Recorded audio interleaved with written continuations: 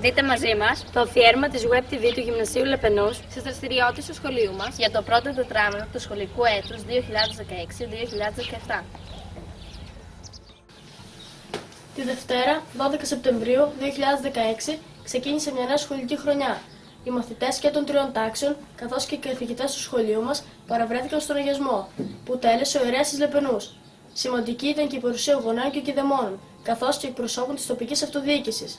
Ιδιαίτερη θέση στο καλωσόρισμα όλων είχαν νέοι μαθητές της Α τάξης. Ακολούθως, όλοι οι μαθητές παρέλαβαν τα νέα τους βιβλία. Την Παρασκευή 30 Σεπτεμβρίου και την Τετάρτη 5 Οκτωβρίου 2016 πραγματοποιήθηκαν οι εκλογές για τα πενταμελή και το 15μελές συμβούλιο του σχολείου μας.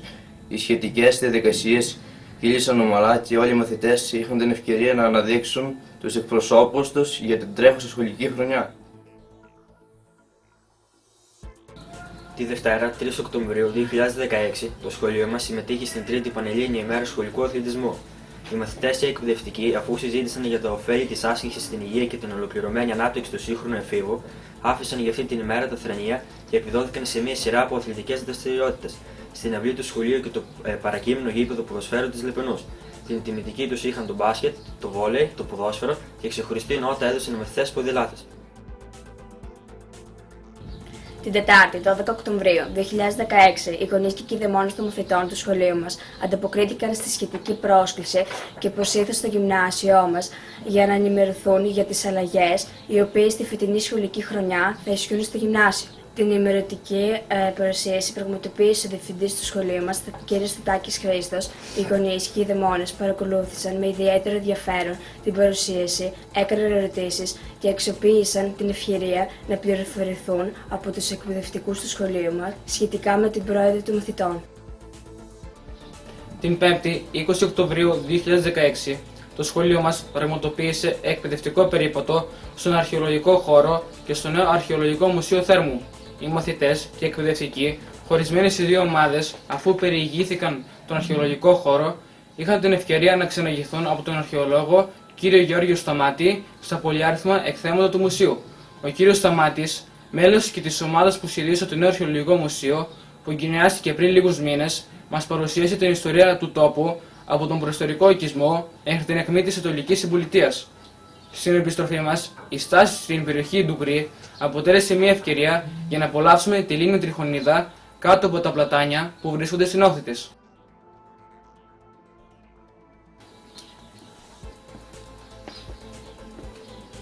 Την 5η, 27 Οκτωβρίου 2016, στο σχολείο μας πραγματοποιήθηκε γιορτή για την επέτειο του ηρωικού όχη και του έπους του 1940.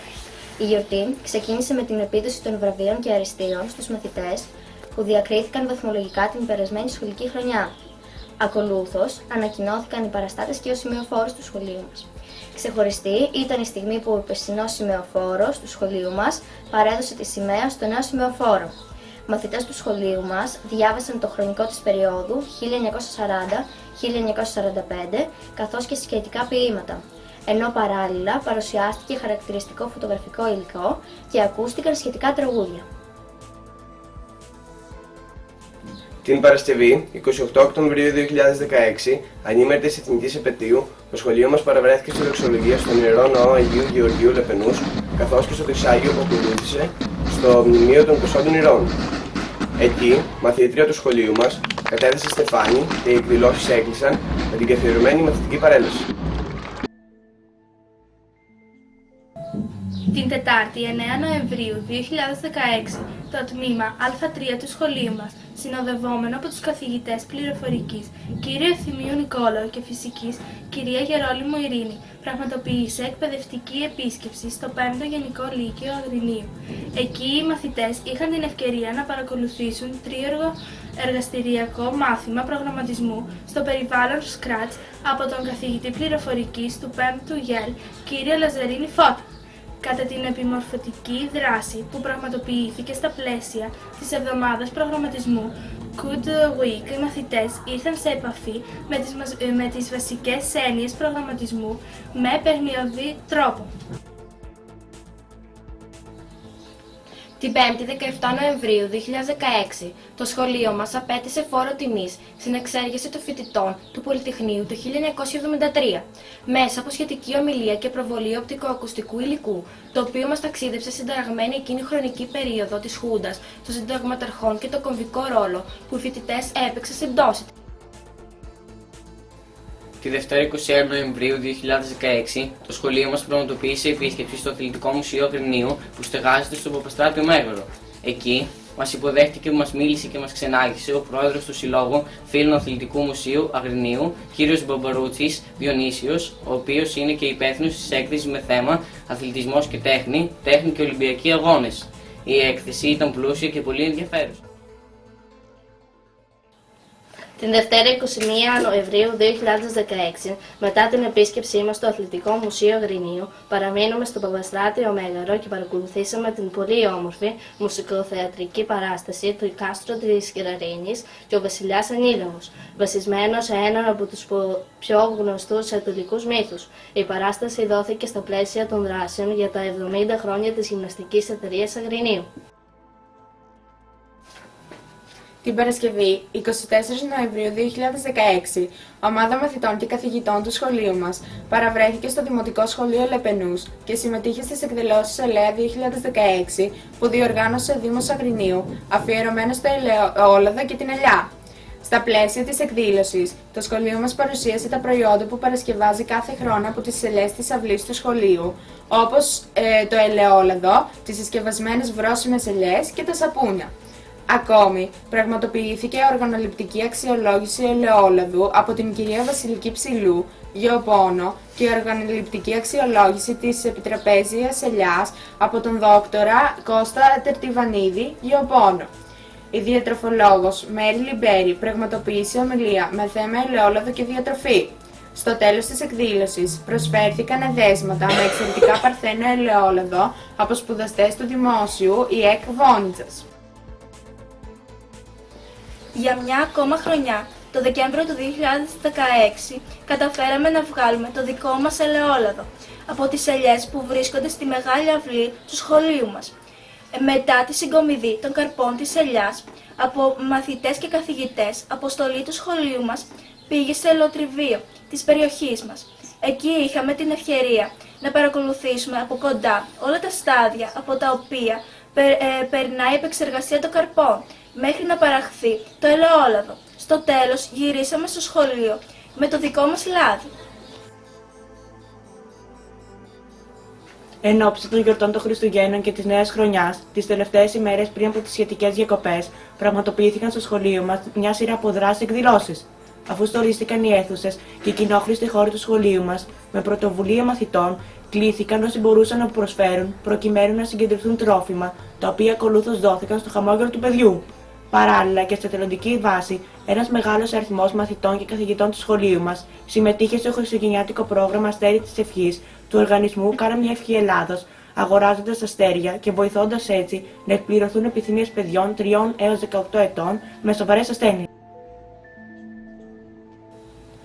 Την Παρασκευή 23 Δεκεμβρίου 2016, μετά τον εκκλησιασμό στον Ιερό Ναό Αγίου Γεωργίου Λεπενούς, πραγματοποιήθηκε στο σχολείο μας μικρή χριστουγεννιάτικη γιορτή. Κάθε ένα από τα 7 τμήματα του σχολείου μας έψαλε κάλαντα από διαφορετικές περιοχές της Ελλάδας, καθώς και τα κάλαντα στις 3 διαφορετικές ξένες γλώσσες που διδάσκονται στο σχολείο μας, στα αγγλικά, τα γαλλικά και τα γερμανικά. Ακολούθως, έπειτα από ευγενική χορηγία του Συλλόγου Γονέων και Κηδεμόνων, μοιράστηκαν μελομακάρονα και αναψυκτικά. Στο τέλος της γιορτής έγινε κλήρωση, από την οποία ένας μαθητής από το κάθε τμήμα κέρδισε ένα λογοτεχνικό βιβλίο και αποδόθηκαν τα αστεράκια της ευχής σε όσους συμμετείχαν στη σχετική δράση.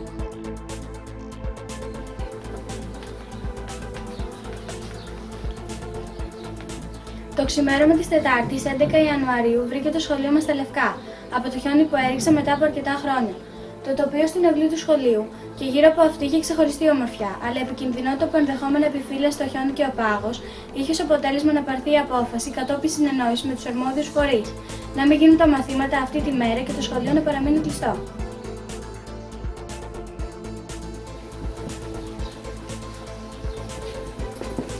Στα πλαίσια των πολλαπλών κοινωνικών δράσεων του σχολείου και ιδιαίτερα της ευαισθητοποίησης των μαθητών στην κοινωνική προσφορά, στη συμμετοχή και την αλληλεγγύη, οργανώθηκε στο σχολείο συγκέντρωση τροφίμων, παραμονές των γιορτών των Χριστουγέννων για να δοθούν στο χαμόγελο του παιδιού.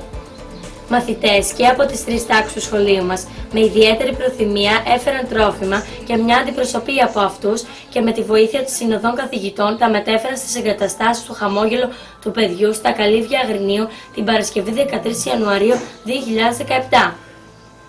Τα παιδιά ενημερώθηκαν, ξεναγήθηκαν και συνειδητοποίησαν την αξιοθαύμαστη προσπάθεια που γίνεται στο χώρο αυτό. Γεμάτα από νέες εμπειρίες και με την επιθυμία να επαναλάβουν τη δράση αυτή και στο μέλλον, επέστρεψαν στο σχολείο και ενημέρωσαν τους συμμαθητές τους για όσα είδαν, άκουσαν και έζησαν στην επίσκεψη. Μέσα στον Ιανουάριο του 2017, κάθε ένα από τα 7 τμήματα του σχολείου μας, μαζί με τον υπεύθυνο καθηγητή του, έκοψε την πρωτοχρονιά του και πίτα του. Τις βασιλόπιτες κάθε τμήματος έφεραν μετά από δική τους πρωτοβουλία μαθητές. Οι τυχεροί που βρήκαν το φλουρί κέρδισαν από ένα συμβολικό δώρο που για το σκοπό αυτό διέθεσε το σχολείο μας. Τη δική του βασιλόπιτα έκοψε και ο Σύλλογος Καθηγητών του Σχολείου στα πλαίσια συνεδρίας που πραγματοποιήθηκε την 3η 23 Ιανουαρίου. Εδώ ολοκληρώθηκε το αφιέρωμα της Web TV του Γυμνασίου Λεπενούς στις δραστηριότητες του σχολείου μας για το πρώτο τετράμινο του σχολικού έτους 2016-2017. Η διεύθυνσή μας στο ίντερνετ είναι www.gmlab.gr. Ευχαριστούμε πολύ που μας παρακολουθήσατε. Θα είμαστε πάλι κοντά σας με νέα το επόμενο τετράμινο.